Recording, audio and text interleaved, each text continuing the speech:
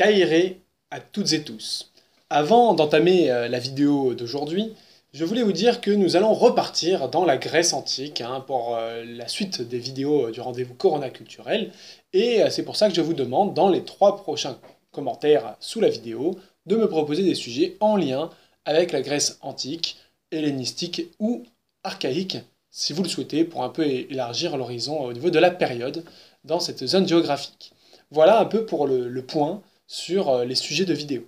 Donc je peux commencer celle-ci. Alors, aujourd'hui, je devais choisir un siècle et parler du sujet que je voulais sur ce siècle-là, et vous parler de la Grèce. Et parmi les différents siècles qui m'ont été proposés, j'ai choisi de vous parler du 19e siècle. Alors c'est un peu particulier, je ne suis pas du tout historien contemporaniste, et je ne suis pas spécialisé sur l'histoire grecque du 19e siècle. Cependant, je me suis dit que ça serait intéressant d'évoquer avec vous l'indépendance grecque, notamment parce que l'an prochain, eh bien, ils fêteront les 200 ans du début de la Révolution. Donc ça, c'est un élément important, et c'était sympathique de soulever ce sujet-là. Et aussi parce que cette révolution, elle s'est appuyée sur un passé fantasmé qui était très lointain, puisque on a ressuscité, réellement, on a sorti du passé l'Athènes démocratique, la Sparte de l'époque classique triomphante, pour motiver une bonne partie de l'Occident de venir en aide à ce peuple grec révolté face à l'Empire ottoman. Donc c'est un peu de ça dont on va parler aujourd'hui.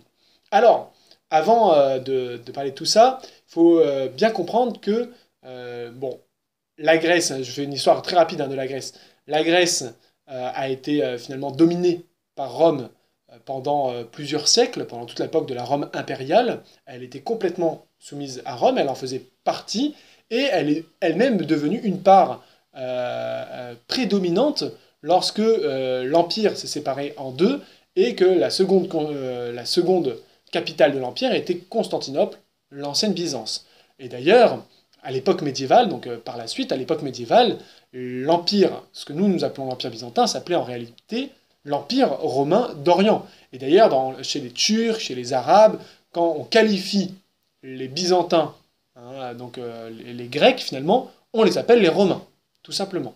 Et d'ailleurs, même si le grec est redevenu la langue de l'Empire, à l'époque médiévale, il continue à s'appeler des Romains. C'est l'Empire romain d'Orient. Voilà. Alors ça, c'est un élément très important à retenir, et il faut comprendre aussi que l'Occident va, à partir de l'époque médiévale, perdre un peu l'image prestigieuse de la Grèce antique, de la Grèce classique. Alors, c'est dû à plusieurs choses. D'abord, c'est dû au fait que on a des auteurs latins qui étaient beaucoup lus à l'époque médiévale, puisqu'en effet, en Occident, les clercs et les gens qui étaient lettrés parlaient plutôt latin que grec ancien. Pour certains, eh bien, ont décrié la décadence grecque. Voilà. Pas tous, mais certains. Donc ils étaient opposés à l'hellénisme.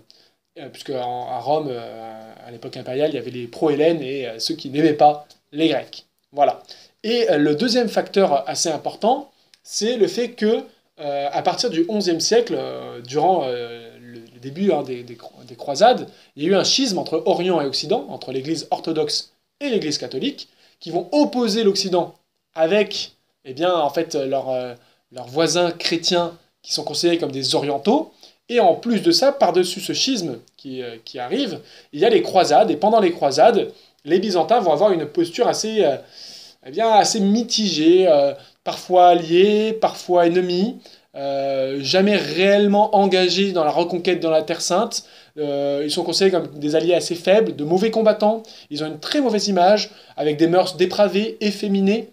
Et cette propagande, tout le XIIe siècle, contre les Byzantins, elle s'appuie sur le fait aussi que ce sont des schismatiques. Ils sont sortis, du point de vue occidental, de l'Église universelle catholique. Donc ça, c'est un élément important. Et ça va se concrétiser au XIIIe siècle par la prise de Constantinople, puisque durant la 4e croisade, tout un ensemble d'éléments dont je vous parlerai peut-être un jour, a mené à la prise et au sac de Constantinople par les Latins. Donc, à partir de là, il y a vraiment une scission entre les deux cultures, énorme. L'Empire romain d'Orient ne s'en remettra pas, jamais réellement, et elle finira par chuter. Constantinople, même si elle a été reprise par les Grecs avant même la fin du XIIIe siècle, finira par tomber sous les coups de butoir du nouvel empire qui va prédominer la région, l'Empire ottoman. Malgré en fait les appels à l'aide d'ailleurs des Grecs au latin. Alors, il faut savoir que inconsciemment, cette culture grecque antique, elle était restée présente dans cet empire romain d'Orient, dans les lettres, dans les cultures. Elle avait été traduite en grande partie par les Arabes. Les Arabes en contact avec la civilisation byzantine, je vais l'appeler ainsi pour faire simple, avaient retraduit les textes d'Aristote notamment, et avaient assimilé une bonne partie des connaissances du monde grec, notamment parce qu'ils dominaient l'ensemble du territoire à peu de choses près. Hein, l'islam dominait l'essentiel du territoire de l'époque hellénistique, où la culture grecque s'était propagée grâce à Alexandre le Grand. Et en plus de ça, eh bien, via les contacts avec l'Espagne, la culture grecque est revenue, les traductions du monde grec sont revenues jusqu'en Occident. Donc elle a influencé quand même le Moyen-Âge, la culture grecque. Et enfin, à la fin du XVe siècle, on a tout un ensemble de penseurs, de scientifiques de l'Empire romain d'Orient qui fuient et qui passent en Italie. Ils fuient les Turcs et ils passent en Italie. Ce qui va donner une forte impulsion à ce qu'on appelle la Renaissance italienne, puis la période de la Renaissance du XVIe siècle. Mais encore à cette période, eh bien, la Grèce, les Grecs antiques sont considérés comme des décadents. On n'a pas une très bonne image de cette culture, notamment parce qu'elle a été en partie oubliée. On a surtout des mythes de cette période-là. Donc ça, c'est un élément important. Et même si au XVIe siècle, il y a des gens qui commencent à se réintéresser à cette culture, eh bien, il faut attendre réellement le XVIIe et surtout le XVIIIe siècle avec ce qu'on appelle le Grand Tour, donc un grand tour que faisaient la bourgeoisie ou la noblesse, donc les gens aisés de tout le milieu mondain de l'Europe de cette époque, en Italie, mais aussi en Grèce. En fait, ils allaient découvrir un peu la culture antique. Ils allaient faire un grand voyage, ce qui devait former, puisqu'on sait bien, les voyages forment la jeunesse. Et au XVIIIe siècle, on redécouvre l'art antique, et notamment l'art grec. Et certains archéologues et historiens de l'art allemands, par exemple, vont dire que l'époque classique, l'époque de Phidias, c'est la période sublime, c'est le top du top qui s'est fait en art, et après ça, ça n'a été que décadent. Voilà, pour vraiment résumer. Mais tout de même, on va magnifier cette période-là. Et ça colle bien avec les mouvements intellectuels du XVIIIe siècle européens, notamment en France, le mouvement des Lumières, qui est un mouvement plus libéral, d'ouverture de la pensée, et qui va projeter un fantasme de Grecs philosophes, lettrés, qui vivaient dans des démocraties idéales, comme celle d'Athènes. Donc on va projeter énormément de fantasmes, ou qui au contraire avaient des philosophes rois. Voilà, donc c'est la volonté qu'avait par exemple Platon, et ça va inspirer notamment l'idée qu'il faut des despotes éclairés en Occident. Donc en fait, les idées des Lumières ont été influencées par la culture grecque, mais pas parce qu'elle les connaissait extrêmement bien, mais parce qu'on projetait tout un ensemble de fantasmes sur cette période. Ce qui fait qu'on a, à la fin du XVIIIe siècle, un amour renaissant pour la culture grecque, et surtout pour la culture grecque antique, et on a du mal à s'expliquer pourquoi cette dernière est dominée par des Turcs, par des infidèles. En plus, ça s'inscrit dans un contexte plus large, où l'Empire ottoman lui-même est en train de connaître un recul. Il n'est plus en expansion, il ne connaît plus sa grandeur du XVIe et du XVIIe siècle, et cet Empire ottoman, il subit des révoltes un petit peu de partout sur son territoire vers la fin du XVIIIe siècle. Il tient encore très bien l'Empire, mais au début du XIXe siècle, il y a les guerres napoléoniennes qui ébranlent complètement l'Europe, et l'Empire ottoman lui-même va en subir quelques conséquences qui vont amener à la révolution grecque. Alors, ce qui se passe, c'est que, en fait, à la fin du XVIIIe et au début du XIXe siècle, il y a donc cet empire français qui va conquérir et bouleverser l'équilibre européen, d'un point de vue politique, d'un point de vue militaire, mais aussi d'un point de vue idéologique. En fait, ils vont propager réellement les idées révolutionnaires, les idées qu'on peut qualifier de libérales, qui vont se propager un petit peu de partout, et on a le concept de nation qui va être de plus en plus développé. Alors pour revenir simplement, le concept de nation, c'est un peuple, une langue, une culture et un territoire. Et en fait, pour les libéraux, il y a un droit des peuples à décider de leur propre sort. Ils doivent prendre en main leur destinée. Et on ne peut pas, ça fait partie de leurs droits inhérents en termes de peuple. Et c'est ça qui forme une nation, c'est un peuple attaché à un territoire et attaché à une langue. Or, ça correspond un petit peu aux idées de beaucoup de Grecs, qui vivaient pourtant en paix à l'époque avec l'Empire ottoman, notamment parce que les Grecs n'ont jamais perdu leur langue, ils n'ont jamais abandonné leur religion, orthodoxe en l'occurrence, notamment parce que en fait, la religion orthodoxe était un moyen pour la Sublime Porte, donc pour l'Empire ottoman, de contrôler les populations. Ils avaient une sorte de contrat en fait avec le clergé orthodoxe. Voilà, on vous laisse éduquer les populations, continuer à parler grec, on vous laisse conserver votre religion, vous en prenez la main, la direction. Par contre, vous devez politiquement vous rallier à l'Empire ottoman. Voilà. Donc, la religion est restée unie, et en fait, le territoire grec, eh bien, c'est un territoire assez indistinct. On considère que la Grèce, c'est l'endroit où il y a des Grecs, et qu'il y a des Grecs qui parlent grec. Et en plus, ce territoire avait déjà essayé de se révolter au XVIIIe siècle, c'est ce qu'on appelle la révolution d'Orlov. C'est une révolte qui est menée principalement par les Russes, qui vont appuyer une révolte dans le Péloponnèse, parce qu'à l'époque, la grande Russie de Catherine essaye d'avancer et d'accéder à la Méditerranée. Et du coup, au début du XIXe siècle, ces idées libérales qui sont propagées dans toute l'Europe arrivent, encore une fois, en Grèce, et elles vont aboutir finalement à la révolution qui va être lancée le 25 mars 1821 à Patras, donc c'est dans le nord du Péloponnèse. Alors, au début de cette révolte, qui est une révolte libérale face à l'Empire, les puissances européennes sont assez mitigées, ils ne savent pas ce qu'ils doivent faire. Est-ce qu'on doit intervenir pour aider cette révolution grecque, ou à l'inverse, venir aider l'Empire ottoman, qui techniquement est un allié? Pourquoi on aiderait les Ottomans? Ça, c'est une question qu'on peut se poser. Il y a plusieurs raisons à cela. D'abord, parce que notamment les grandes nations européennes, même si elles sont unies pour détruire la puissance napoléonienne, très vite, elles ont recommencé leur guéguerre diplomatique, politique, et les Anglais, notamment, cherchent à maintenir l'équilibre en Europe, parce qu'ils le savent bien, ils ont la maîtrise du reste du monde. Donc, maintenir l'équilibre en Europe, ça évite qu'une puissance naisse dans cette région-là, et viennent, en fait, abattre l'empire qu'ils sont en train de former, pour résumer.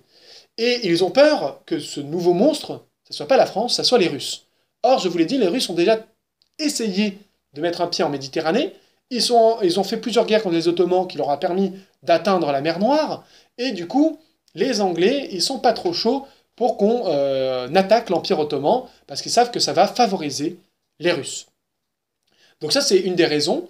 Une autre raison, c'est aussi le fait que pendant le début de la Révolution, de 1821 à 1823, 1824, en fait, à la même période, la France elle-même est en guerre contre l'Espagne, pour la simple et bonne raison que l'Espagne connaît une révolution libérale, elle aussi, et du coup, on mate cette révolte libérale pour conserver la monarchie. C'est les guerres carlistes espagnoles, je ne vais pas faire de digression dessus, ne vous en faites pas, mais ça fait que, en gros, en Occident, les grandes puissances occidentales, qui sont toutes devenues des monarchies, qui ont formé ce qu'on appelle la Sainte Alliance, notamment dirigées en grande partie par l'Autriche, ne veulent pas de république et de libéraux, d'États libéraux dans leur environnement européen. Et c'est paradoxal, ils font la guerre à des libéraux. Mais de l'autre côté, beaucoup de nations européennes seraient heureuses de récupérer l'influence de l'Empire ottoman sur la Méditerranée, de grappiller des territoires, voilà. Et deuxième chose, le courant philhellénique, c'est-à-dire c'est la philia, c'est l'amour, donc de l'amour des Grecs, était très fort. Puisque, je vous l'ai dit, on a redécouvert cette nation grecque, et il y a tout un ensemble d'artistes et d'écrivains qui vont prêcher cet amour grec dans les cours politiques européennes. Et c'est un petit peu l'histoire là que je vous raconte, puisque dès le début du soulèvement, on a déjà en Allemagne, à Stuttgart, un comité philhellène qui est fondé. Donc les Allemands sont les premiers à fonder un comité philhellène. Les Russes vont suivre, les Anglais en 1823 à Londres, Paris 1824 et 1825 pardon, et 1825 aussi Bruxelles. Donc on a tout un ensemble de comités philhellènes qui, durant cette guerre d'indépendance grecque, vont se former. Alors, je reviens un petit peu à l'indépendance. Alors, en 1822, les Russes veulent aider cette révolution grecque. D'autant plus que cette révolution grecque, elle fonctionne. Ça, c'est une des surprises en Europe. Les Grecs arrivent, quasiment par leurs propres moyens, à obtenir leur indépendance. Ils ont libéré le Péloponnèse, ils sont en train de libérer l'Attique, ils infligent des grosses défaites à l'Empire ottoman, et ils sont en train de réussir à accéder à leur indépendance. Donc il faut agir vite si on veut en tirer des bénéfices, ou si on veut, au contraire, eh bien, écraser cette révolte. Et les Russes, notamment, dès 1822, appuient la Sainte Alliance pour intervenir. Et les Autrichiens et les Anglais, en fait, vont les contrecarrer, et il va y avoir énormément de discussions qui vont aboutir à la décision de ne pas intervenir. Donc, en fait, les Grecs sont un peu abandonnés par les autres nations européennes, et les Russes, qui pourtant, alors au début, ils mettent surtout en avant le fait qu'ils sont les protecteurs de l'orthodoxie dans le monde, qu'il y a un lien culturel, donc religieux, avec les Grecs, c'est normal de venir les aider, mais en réalité, c'est en fait une position géopolitique et géostratégique qui les intéresse dans cette intervention. Et ça, leurs alliés, ils le savent très bien, donc on refuse aux Russes d'intervenir. Ce qui permet à l'Empire ottoman de se ressaisir. Déjà, il y a plusieurs choses qui vont favoriser le renversement de la situation militaire sur le terrain. D'abord, eh bien, on a les Grecs eux-mêmes qui sont en train de gagner la guerre, qui voient l'indépendance arriver. Ils ont déjà fait leur constitution dès 1822, ils sont formés en république, mais ils doivent choisir qui va la diriger et comment on va la diriger. Et en gros, il y a trois grands camps. Les militaires, qui considèrent que c'est eux qui ont fait la guerre, c'est un peu une sorte d'aristocratie qui cherche à imposer sa domination. On a les bourgeois, la classe libérale, issue de l'Empire, notamment ce qu'on appelle les pharmaciotes, qui étaient extrêmement importants. Et enfin, on a, donc qui sont plutôt des politiciens, et enfin, on a les Grecs occidentalisés qui sont en lien en fait, avec l'Occident et qui veulent absolument en faire une nation occidentale tournée vers les intérêts de nations occidentales. Voilà, ça a de l'importance pour la suite. Et donc, ces différents partis commencent à se désunir et à se faire la guerre. Alors même que la guerre d'indépendance n'est pas terminée. Pour eux, c'est bon, ils ont gagné, on a libéré l'essentiel du territoire, c'est bon, l'Empire ottoman est faible. L'Empire ottoman va contre-attaquer, encore une fois, l'Empire contre-attaque, c'est terrible, ça fait 2 fois que je le cale en vidéo, il faut que j'arrête avec cette phrase, et notamment va massacrer les Cyclades, en fait les îles, toutes les îles grecques qui sont proposées pour l'indépendance, beaucoup vont subir le contre-coup de cette attaque ottomane, notamment il va y avoir le massacre de l'île de Chios, un massacre terrible, j'en reparlerai sous peu, et puis surtout l'Empire ottoman va faire appel à un de ses vassaux, Mehmet Ali, d'Égypte, pour intervenir et mater la révolte dans le Péloponnèse. Et c'est ce qu'ils vont faire de manière assez dure. Alors, d'ailleurs, en 1824, il y a le siège de Missolonghi, qui est en fait une ville qui est à l'entrée en fait, de la mer de Corinthe. Donc en fait, c'est là où, pas très loin de l'endroit où il y a eu la bataille de Lépante, donc c'est à l'ouest de la Grèce. Et durant ce siège, c'est une ville qui est très importante stratégiquement, il y a eu plusieurs sièges, et durant le deuxième siège, si je ne me trompe, un grand philhellène, un poète, un aristocrate anglais va mourir, c'est Lord Byron, un des plus grands connaisseurs de la culture grecque à l'époque, qui avait énormément d'influence dans les cours politiques européennes, va mourir pendant le siège. Et donc, la chute de Mussolini, en 1824 et puis en 1825, le massacre de l'île de Chios va montrer en fait à l'Europe que d'un côté on a les défenseurs de la Grèce antique, ceux qui ressuscitent la gloire d'antan des Hellènes, et en face on a un État despotique ottoman, musulman, qui massacre sa population. Voilà. Alors on a tout un ensemble de lettrés qui vont secouer les cours européennes. Moi je vais vous parler principalement des cours françaises. On a Chateaubriand qui va faire un appel pour sauver la culture grecque, pour sauver la Grèce.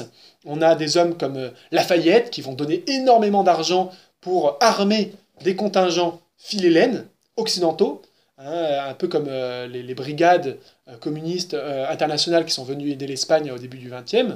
Donc voilà, un peu la même chose. Et on a des gens comme Berlioz qui vont s'inspirer des faits héroïques, notamment de Lord Byron, pour écrire de la musique.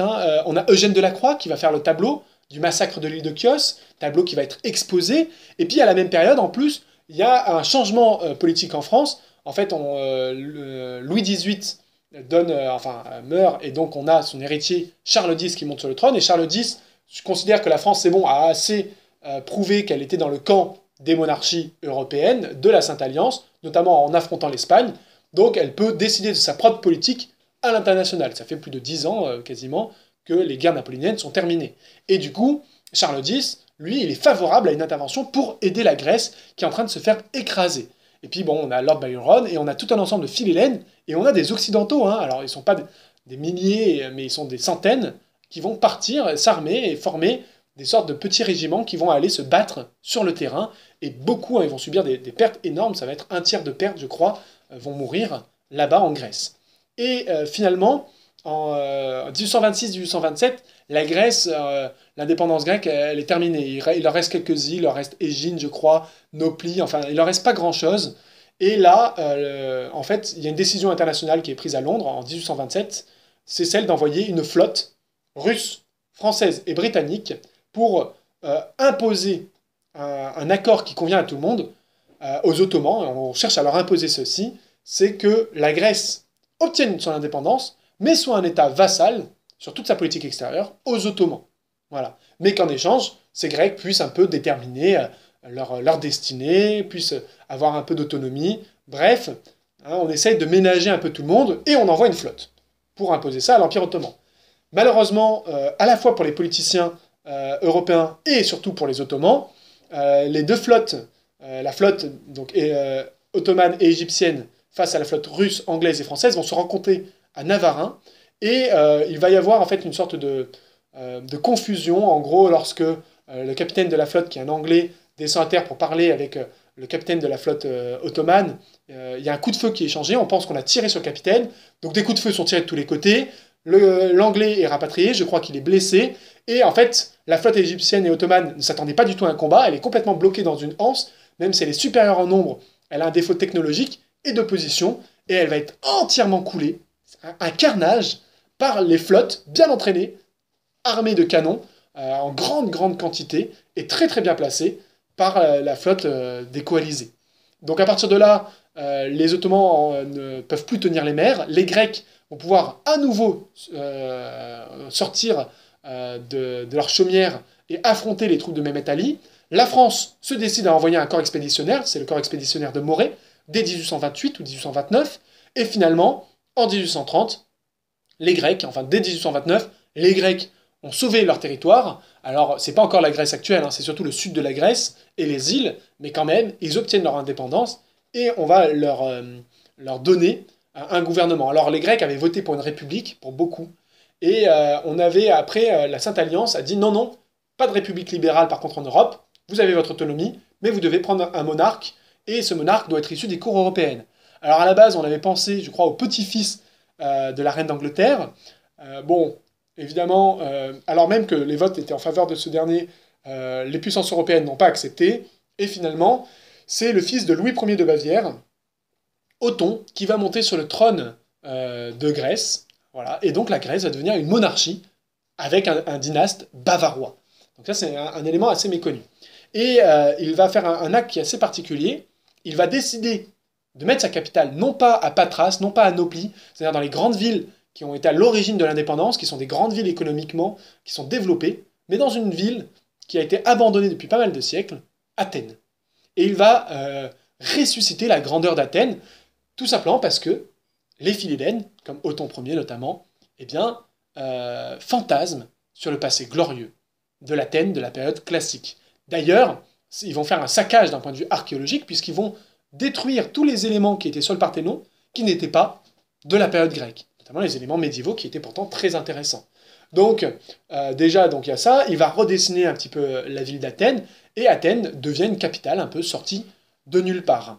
Par la suite, cette indépendance de la Grèce, elle va mener surtout à ce que cette dernière soit dépendante d'un point de vue économique et d'un point de vue politique des États européens, et finalement, les trois grands partis politiques qui vont naître dans ce nouvel État, c'est le parti anglais, c'est le parti russe, c'est le parti français. Voilà. Et je crois qu'il y a le parti allemand aussi. Bref, la Grèce obtient son indépendance, mais à quel prix, hein, ça, on pourrait en discuter.